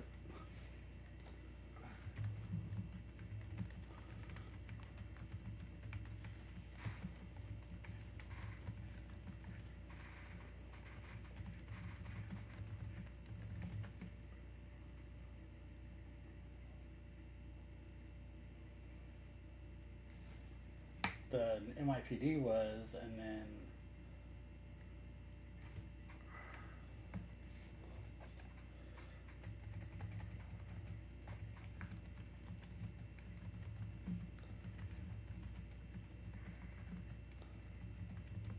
sorry, give us a second. Who was this? Damage Control. That's who it was. Damage Control. Okay, yeah. Nah, so like when she's in there and they're like amping her up and stuff like that, and then like you see her going through all this, and then she looks up and then she sees VMAX, loses her ish. She was like, my sister was in this room. She died here. And it's like, this was the last thing she saw. And oh my gosh. When I tell you, and then you just see all of her sight, like just, yeah, and it takes over that whole area, and just everybody's affected by it. Everybody's like, oh, what the heck is happening? And then it's like, oh nah, this person gotta die. And then then Peter comes, fights the Hand, which found out that was Jackie Chan's stunt team. Yeah. which makes sense because that whole choreo was fire, dog. Yeah. That was fire. The hand. The hand was so dope. Oh my gosh. But even then, just such a great storyline. If you ever read the comic books, the Hand versus Spider-Man and all that stuff, you get to see some real anime in that. Yeah, but nah. And then it's like, and then she was like, "You think I can't get in your head now?" And he was like, "Do it then." And then she sits down and has that one-on-one with Aunt May. Oh my gosh, boy, you talk about. When I that was heartbreaking. But it was so necessary for her. It was so needed. It was. Then he sat down, they talked, and it was like, "Hey, you ain't got a sister. I lost people. You lost people. We can be cool." And they say the other. And when he took that bullet, that was no, forget all that. As all this was going on, I'm still thinking, homeboy is setting up for this shot still. Like, you talking about your ADHD. In my head, I'm still thinking, like, they're having that whole little. She's having a conversation with Aunt May, and I'm like, oh, this is dope. This is wonderful. And then he sits down and has a talk with her, and they're talking. And as soon as they start talking, I'm like, but homie's still trying to shoot. And I'm like, this dude is still trying to shoot and everything. And then next thing you know, Peter Spiderson's him because you hear it. And then you see Peter just going, ah. I was like, yeah, I knew that was going to happen. I knew that was honestly, going to happen. I know they hadn't talked about doing another Spider-Man yet. Yeah. And at the time that I went and seen this, and I honestly thought they were going to Tony Stark him. Oh yeah, no, that makes sense. I thought so too. But then she used her powers to keep him. And that last 30 minutes of that movie, there was so much that happened. When he got shot, Frank is carrying this man into the hospital. They do all this. Great comic book scene, by the way. You see this man has now not wearing his mask, not wearing his suit, all of that. And it's like, wait a minute. They figured out who. Well, I don't think. Well, everybody. It was just Frank. Yeah, but then the fact that they did all that they could to protect his identity. Yeah. Afterwards, just to do surgery, which somebody posted that it was Rosario Dawson's character or somebody. Yeah. From Daredevil. Yeah. That was there to help keep his identity and stuff, and so. Because, have you watched the Daredevil series? Nah. So if Daredevil and Punisher go hand in hand. Okay. And when Punisher gets hurt and Daredevil gets hurt, they go to Rosario Dawson's character in Daredevil, and she's a nurse in a certain Queens hospital who works under the belt and doesn't tell nobody about nothing. Okay. So Punisher take her there. Okay, that's a cool little connection. I like that. But yeah, but it was cool. Then it's just the moment of, I think this was one of the most hilarious things that I thought about. So this man says, all right, we gotta, you want to leave? We can't just leave as Spider-Man. But then it's all right, what are we gonna do? This man's walking out, and everybody's like, all right, because they don't know Peter's face. Then they see Frank in the mirror, in the window with the Spider-Man mask on. And he's talking. And I'm like, nobody can hear you, dog. You don't have to do that. You don't have to do that. And he's doing the happy wave. I've never seen him do anything like that. That was awesome. So good. All right. But one of the biggest plot points we had to talk about is how Peter, after he had his talk with Hulk or Bruce Banner, was like, hey, he even told him, hey, which we got Spider-Man versus Hulk in this movie. That was good. That was crazy. But this is the second time somebody has said to Peter, hey, this will go bad if you continue down this path. What happened in Far From No Way Home? This man had to had to set it up to where. So this wasn't just a second time somebody said something. This is the second time an Avenger told Peter, "Hey, you're gonna go in the wrong direction." Because the first one was Doctor Strange. Yeah, he said, "Hey, if we do this, things can happen. Boom, things happen. All right, this is what I need you to do. I need you to make sure everybody forgets who Peter Parker is." And he did. And then, as he's talking about, because he wants to control, because he was about to turn full spider. Like, hey, this man, but now he's got his authentic weapon now. He's got his, because it went from him having cartridges to him having his authentic weapon fluid. Mm-hmm. Or he's now making it to, like, all right, he has his other stuff where Spidey. You're going to have to ask Toby. His Spidey sense was, hey, shut up. But his Spidey sense is enhanced. His eyes was getting black like Spider and stuff. But he was like, hey, I want to control this. Like the way you did for the Hulk. Or how you did this and other. And he's like, I want to do it like universal. And he said, if you go down this path, that is a bad idea. Damage Control was like, hey, you made this. So now we can use this for anybody. Yeah. And it's like, my dude, you were told again. But here's the thing, the beauty of that is that, like, he plays true to his character. Which Peter Parker and Tom Holland are the same guy. Because look at how many times Tom Holland has been fined for ruining us. Or not ruining, but, like, spilling secrets about Spider-Man ahead of time. Yeah. But it's just, yeah, that's fair. Also, how old is he in this time? I'm not entirely. I think he's in his late 20s. Cause like, I think he's grown up a little. He's like, I'm not in high school no more, and he's doing the stretches. Yeah, like so, what is yeah. this? Yeah. So like, if he's under 25, that makes sense because his frontal lobe hasn't fully developed. So but it just goes to show that, like, man, people couldn't really tell you so much before. It's like we got off topic. We did, but we didn't talk about it because, like. Also, I kind of spoiled it for my boy, which I felt bad about because at the time he was watching this, SummerSlam was going on. And yeah, so, I started talking about SummerSlam to him, and he was like, "Yeah, I can't believe this you." This man said he sent me the text, pure cinema. I just got through giving out the movie, so in my head I'm thinking like, "Oh yeah, he's seen the movie too." And I was like, yeah, this thing. So I talked about the scene where I was like, I'm talking about SummerSlam. This man's talking about Roman Reigns versus Seth Rollins. I'm talking about Aunt May versus talking to Jean Grey. Let's be honest, that was pure cinema. It was, but it was like, so in my head, I'm like, so when he said, then he posted the picture. He said, yeah, this is one of the great matches. And I said, oh, I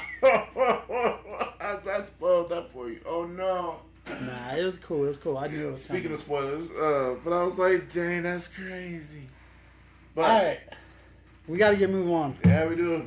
We got a game. We got to be out of here in 30 minutes, bro. Yeah, we do.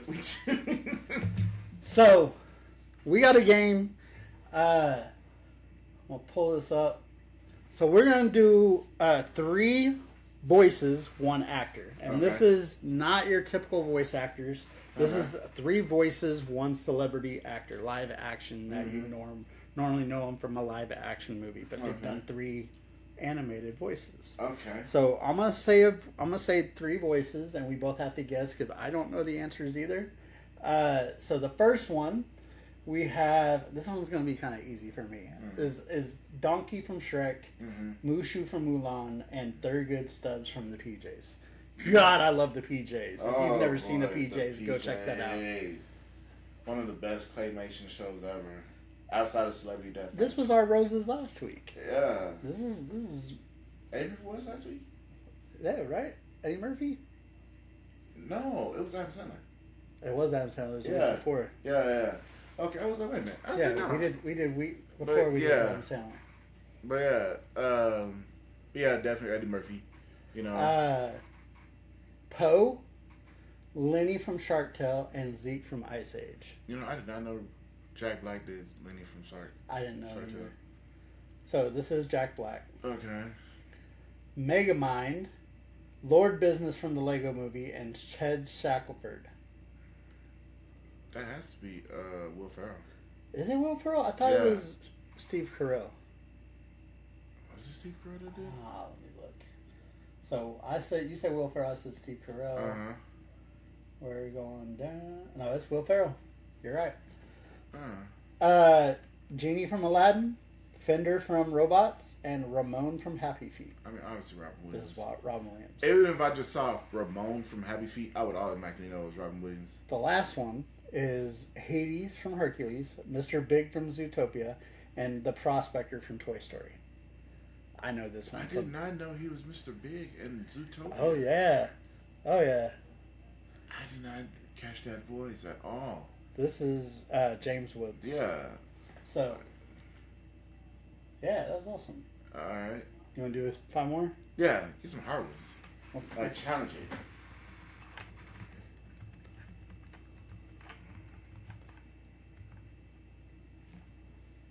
Dollar.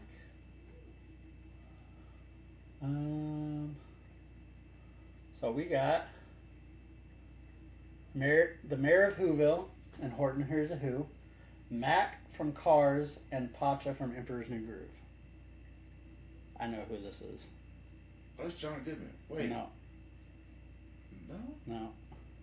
Pacha? Oh, yeah, it is Pacha. I was like, that is John Goodman. Don't you dare. That's Sean Goodman. Don't you dare do that to me. I did not know he was mayor of Whoville. I think they messed up. Oh, it's Sean. Yeah, that's Sean Ratzenberg. The other ones. It wasn't Pacha. Yeah, they messed up. I hate it when they mess up. Oh, Pacha must have been the Emperor's New School. Maybe. But alright, so what else we got? Bowler Hat Guy, Uncle Ub, and Gil from Finding Nemo. I have no idea. I've never heard of any of those. That one's kind of hard. Where's Bowler Hat Guy from? Meet the Robinsons. Yeah, that makes so much sense. I don't know that movie, so I'm gonna say I pass on that one. So, yeah, I can't. That's throwing me off. That you give up? Yeah. That's Stephen Colbert. Stephen, really? Yeah. Interesting. RJ from Over the Hedge, Spike from Rugrats Go Wild, and Hammy Boomerang's Adventure narrator. I know this one. Nope. This is Bruce Willis. Oh. He was Spike from, yeah. Okay. Ken from Toy Story 3, Chick Hicks from Cars, and Paco Rosso from Paco Rosso. Wow, these really made it challenging. I don't know that. That's Michael Keaton. Hmm. The Underminer from Incredibles, Mac from Cars, which we just talked about this one, and Fritz from Inside Out. That's It's the same dude. What do you mean it's the same dude? We had Mac from Cars twice. It's Sean Ratzenberg. Oh. That's crazy. Yeah. Huh. Michael Keaton. Okay. 6 and 10 are intentionally the same actor. That's funny. Alright. So, we'll do that again later on. Yeah. Let's get to our 6 grandfathers, and then we're going to finish off with our conversation. So, 6 grandfathers this week. We are talking voice acting. Voice actors. And we could only go in voice acting direction with our 6 grandfathers. So, we're going to each give you 3. I kind of dedicated mine 3 different ways. I gave mine a quality of their acting, a quantity of their acting, and kind of like my favorite, which is both quantity and quality. They're just like my favorite voice actor. Okay. So the first one for the Mountain is going to be my quality. Second actor is going to be my quantity, and the third is going to be kind of like everything. It was top notch. They did so many, but it was like not even like the third one's just somebody that I truly love their voice acting. All right, so you go first. So you want me to go first? Yeah, go first. So I'm gonna go with my quality, which is Disney Pixar. Okay. And like this man has done, he's not only done like 1 or 2 Disney Pixar movies, he's done all Disney Pixar movies. Like he's had a voice in almost every single Disney Pixar movie. That's crazy. Yes. And he's every single movie? Just about every single Disney Pixar. I think he's missing 1 or 2. But we've been talking about him, and it's John Ratzenberg. Dude that was Cliff from Cheers. You know who that is? You know Cheers? Yeah, I know the Cheers. Mailman.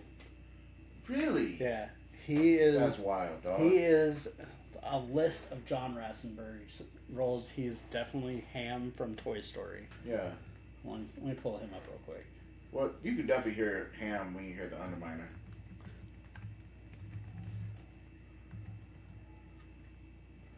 Yeah. Yeah. Yeah. That's wild. He is Ham in Toy Story, PT in Bug's Life, Yeti in Monsters Inc., Mac in Cars, The Underminer in Incredibles, School of Moonfish and Finding Nemo, Mustafa in Ratatouille, John in Wall-E, Construction Foreman in Up, Gordon Guard in Brave, Fritz in Inside Out 1 and 2, Earl from Good Dinosaur 1, from Coco, and Ben Wick from Onward. He's got different cameos and everything. He's been in the most cameos and most voices in Disney movies. So, as far as quality, in every single feature film, that is crazy, dog. This man was. He works. That man residual checks is killing it. Like, ain't no way you all of that is from '99 till now. Yeah. Oh, that's a lot of movies. Ham from Toy Story was the first one he did, and like he just kept going and going and going. Like I didn't think about P.T. Flea from Bugs Life. Yeah. You can't think of Pixar and not think of John Ratzenberg, which is awesome because I watched him growing up on Cheers. That's crazy, dog. And we did our sitcoms last week and we didn't even mention Cheers. I feel disrespectful to them. You could have put it in there. Yeah, I could have, but I didn't. So that's on you, not me. All right. 80s boy. No, who you got? I got the Godfather of Looney Tunes, Mel Blanc. Mel Blanc is amazing. Mel Blanc has been showing people, notably Bugs Bunny, but he's done almost every character. I don't know. I could be wrong. But yeah, no, Mel Blanc, definitely one of the best up there. So, Mel Blanc's huge, but just being the voice of Bugs Bunny, he was in Who Framed Roger Rabbit as Bugs Bunny, and it was awesome. He was like Tweaky on Duck Dodgers. He was Mr. Spacely in the Jetsons. He's been in several things like Daffy Duck. He was also Cosmo in the Jetsons, so he's been a lot, bro. This man performed nearly 400 distinct character voices. Yeah. He was Mr. Magoo. He voiced an estimated 90% of all classic Warner Brothers characters. 90%. He is Warner Brothers characters. He is all of them. His notable ones is Bugs Bunny, Daffy Duck, Porky Pig, Tweety Bird, Sylvester the Cat, Yosemite Sam, Foghorn Leghorn, Marvin the Martian, Pepe Le Pew, Speedy Gonzales, Wile E. Coyote, Roadrunner, Tasmanian Devil, and Elmer Fudd later in his career. But that is... So, this next one is my quality. That was my quantity. John Ratzenberg was my quantity because he's been in every single Pixar movie, which was insane. This man is my quality, and he is one of the more underrated voice actors out there. I looked on IMDb. They rated this man a 34 out of the top voice actors. I looked at another one, and we were looking at this the other day, and he was rated 51 on another list. Like, it's ridiculous how much disrespect this man gets. Phil Lamar is one of the greatest voice actors out there. You dirty bastard. They disrespected this man so hard. Wait, you said he's what? They 51 on one list. That's right. We did see that. Yeah. And then that was stupid. IMDb rated him in 34. That's so stupid. This man was the voice of Static Shock, This man was like John Minions, Stewart, Green Lantern. He was Invincible. He was like, he's been in just about every freaking, like, he was the UPS guy on Mad TV. Philomar was, oh my gosh. There was a movie he did. Oh. He's been in several movies. It was a prison Mallrats? It was a prison movie. Oh, yeah. He was Samurai Jack. Yeah. This dude, like, his voice acting career was huge. To rate him at 34 IMDb, I am disappointed in you. So, that's my quality. All right. So, I've got John Ratzenberg. We've got Mel LeBlanc. Phil Lamar. Lamar. We're gonna give some shout out to the ladies. And there was a lot of ladies. And I seen this on yours, so I like took this one instead. Tara Strong was amazing. Like crazy. Huge. She's Batgirl, Harley Quinn, Bubbles, Raven, Timmy Turner. She voiced the boy. She is one of the other. Regina King also voiced two boys, and did it for the Boondocks. Which when I found that out, I was like, "That's why." Because every time I saw her voice, her name on it, I was like, "Who did she play?" And then it was like, "Oh, she was Riley and Huey," and I was like, "That is the most craziest thing." She is like amazing actress too. Like I think so good. I think that she's probably top. Like that's why she's up here. She's probably top 3 in voice acting. Yeah. Bubbles. She did Raven from Teen Titans. Yeah. She was also on Boondocks. Mm-hmm. Man, like she had Rugrats. She was Angelica. Was she Angelica? Yeah. Huh. She was in Loki. She was in Ice Age. Shoot, this woman's done Ben work. 10. Sing. Shaolin Showdown. She's been in a lot. She wasn't there. She was. I forgot who she was in Shaolin. I give it up. Well, wasn't she Tommy? Yeah. Yeah. Rugrats. Yeah. Yeah. So she's been in movies and or TV. It was either her or E.G. Daily, one of the two. I think it was her. Yeah.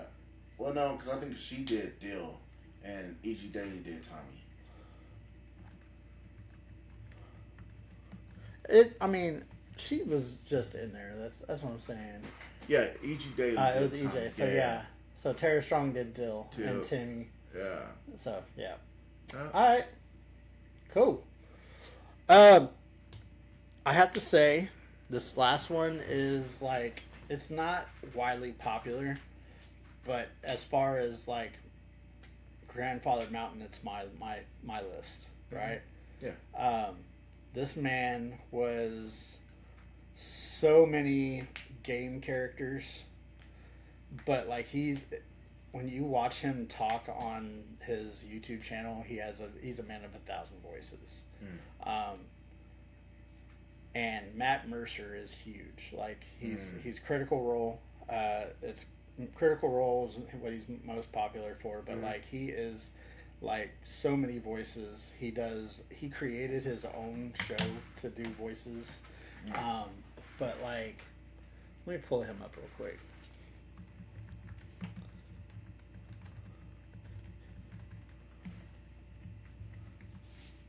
So he was Cole Cassidy on Overwatch. He was Leon Kennedy on Resident Evil. Persona 5, he was Yusuke Kitagawa.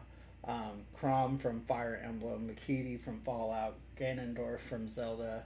He was Levi Ackerman from Attack on Titan. He was Jotaro Kujo from JoJo's Bizarre Adventure.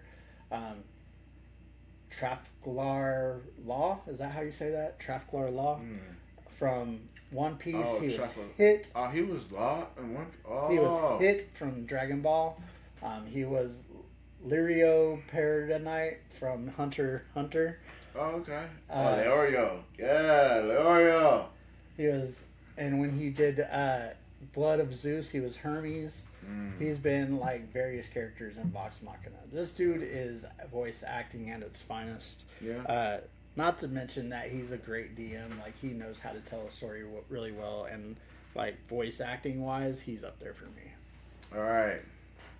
My last one is the Godfather of Disney. Yes. Over 600 roles in his career. We got just a hair under John Ratzenberger. Jim Cummings, one of the greatest voice actors of all time. Absolutely. What's your favorite? Of his? Yeah. You know, funny enough, Ray. Him as Ray from The Princess and the Frog. Yeah, I don't know why, like, but it's also funny because I remember he was talking about, like, he went through all of his, like, roles. Yeah. And he said, and he did Winnie the Pooh, and he said, don't make me do Claw because that's just evil Pooh. And I was like, you know, when you really sit and think about it. It is. It definitely is. It's such. I think I've got two. Like I like Darkwing Duck. Darkwing Duck is great. Actually, that's the notable role I put on there. And Pete from Goof Troop. Yeah, Pete. Bro, like it just blows my mind that like he does them all. When you think about all these roles he's done, how he sounds so different in all of them, it's like, you know, it makes you wonder, like, as a kid, what was your parents' biggest complaint about you?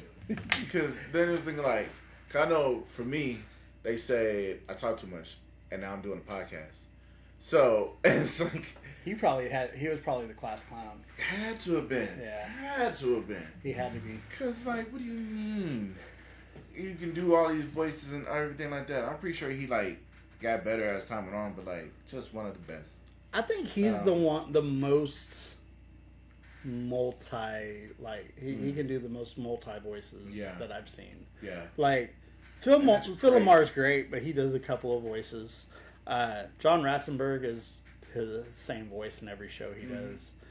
Matt Mercer does different voices. I can't say that, but like Tara Strong has different voices, but she's more singular. You can singular distinguish who she is. You can distinguish who she is, but you can't tell half of his voices. One of my honorable mentions that didn't make it was Cree Summers. Yeah, she was number 5 from Kids Next Door. She was Susie Carmichael. She voiced a lot of roles. She was what is her name? It was from it was on Comedy Central. It was like a reality show for animated characters, but it was terrible. I don't even know. Oh my gosh. If we're doing honorable mentions, there was like Trey Parker or like Seth MacFarlane. Mm-hmm. Like I left them off for a Drawn reason. Together. That's what it was. Oh yeah.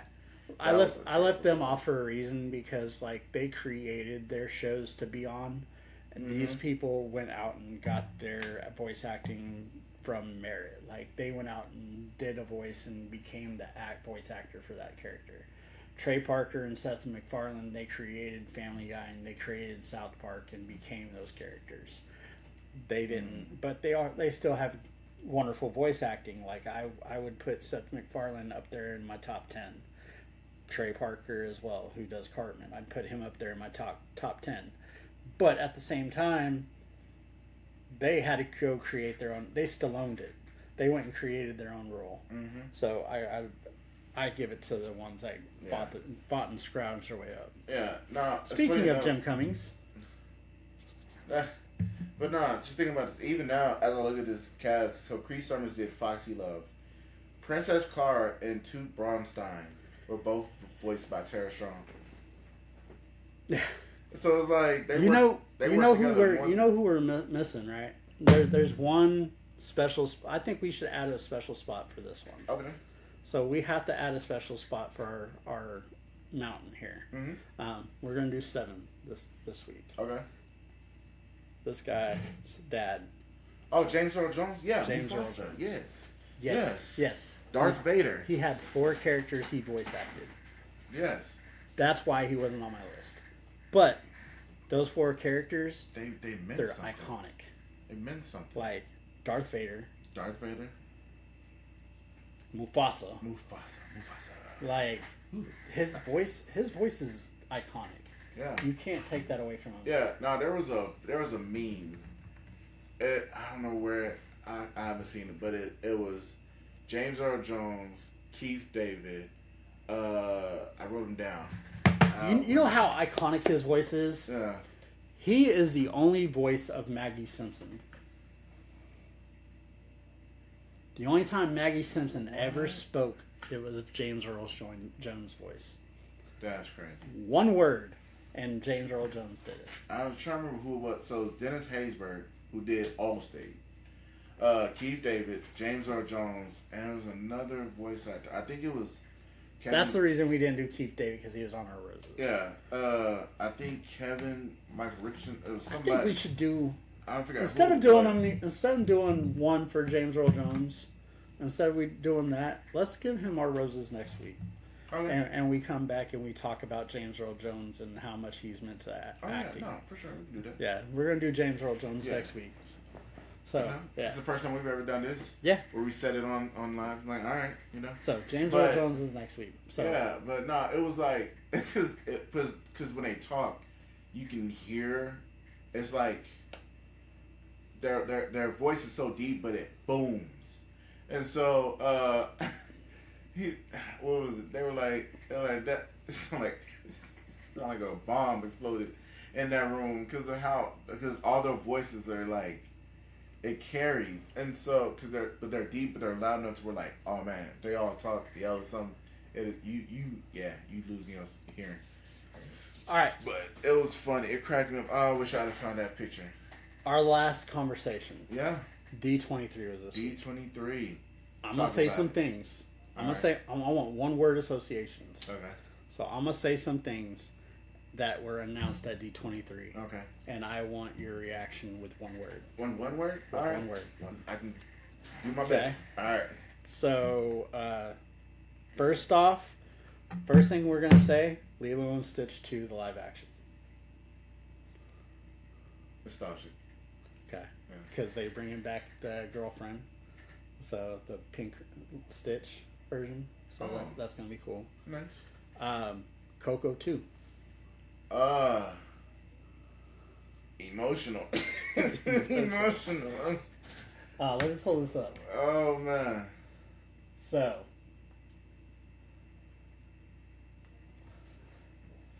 Incredibles 3.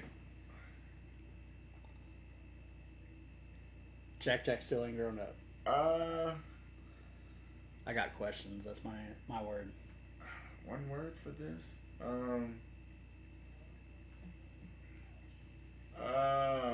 That's hard.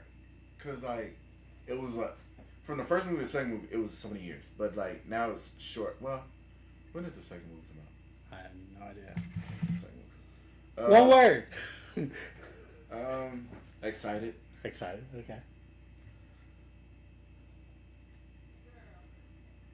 Kingdom Hearts the series on Disney Plus. Interested. Overexcited. It came out 8 years ago.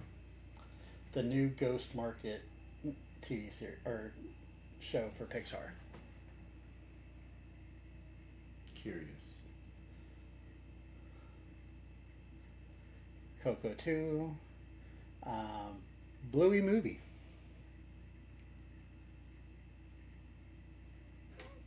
He's like, meh. I mean, happy. I don't know, but like Bluey is one of those. I don't know. It's hyped right now. It's so you can't go wrong with Bluey. So and the way it looks, I'm curious about that. Tangled, the live action. Oh. It looked good. Live action. Hopeful. Okay. Yeah. Percy Jackson season 3. Meh. Hyped. Meh. Don't meh. Have you seen Percy Jackson? I have. Oswald.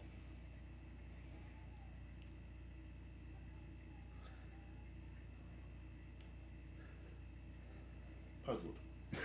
So, this is the new movie that Jon Favreau is coming out with to introduce Oswald, who was the very first Disney character before Mickey Mouse. Really? Yeah. Wow. Okay. Definitely puzzled. It's a 3-part miniseries? Yep. Okay. Romeo and Michelle's High School Reunion 2. Overplayed. Boo. Boo. Ice Age Boiling Point. Done. Lilo and Stitch 2. Yeah. Hello. Pause. Yeah, we're still recording. We're almost done. We weren't. We were talking. Oh, well, that didn't take that long. All right. Anyways, all right. Love you. Bye. All right. We're gonna wrap it up with this. Yeah. X-Men: The New Cast. Well, we already know Sadie Sink is Jean Grey. That's done. So I'm gonna go through this list real quick. The only thing to me I'm curious about is the Storm girl. The girl who's playing Storm. Indy Neverett is Rogue. Okay. Adam Driver as Mr. Sinister. That I'm curious. hyped. That I'm curious about. That's gonna be interesting. Christopher Abbott as Charles Xavier. I mean, honestly, homeboy, what is his name? Who played him recently? McAvoy. Yeah. Like, I mean, these dudes are getting older. Like, you know, granted, Patrick Stewart was old when he did it, but you know, obviously Sadie Sink. Sadie Sink. You know, and I'm looking forward to all this. As Marvel Girl, not Jean Grey. Marvel Girl? Yeah. She was Marvel Girl before she was Jean Grey. So we're getting Marvel Girl instead of her. So this is like right after Phoenix. Right after the Phoenix saga. Oh, okay. Kit Connor, I don't know where I know him from. As Cyclops. Remember, this is a teenage... Yeah, I know, but I'm like, who is Kit Connor? He like, looks so familiar. Yeah. And then Maya Boyd. Yeah, I'm very... Out of everybody, like, she's the only one that I'm like, well, he's 22. Some unconfirmed roles as Kaylee Spawney. As Mystique. Okay. They say possibly Taron Egerton as Wolverine. I can see that. I mean, he's short. Harry Dixon as Angel. That one was actually announced a long time ago. So that was this week's episode. We thank you for everything you do. We thank you for staying and listening to us. Go check out our sponsor, Own Your Stigma. Own Your Stigma. Oh, okay. I was thinking about that. I was like, we did too. Own Your Stigma. Yes. Go check out our sponsor. Honestly, I was thinking about wearing the tank top today, but then I was like, Own Your Stigma is based on mental health. They're a clothing line to produce positive mental health. Go check them out. Use the code Pop Culture Players plus MH to get 12% off your merch, your clothes, whatever you want to buy. Go to W. Check out W.org. Go to W. If you want some great energy, really good flavoring. Good flavors. You also get 12% there, I believe. Yeah. If you use the same code, Pop Culture Players, not plus MH, but Pop Culture Players, you can get 12% off of your W order. We thank you for everything you do. And as always, you are the main character in your healing arc. Peace out.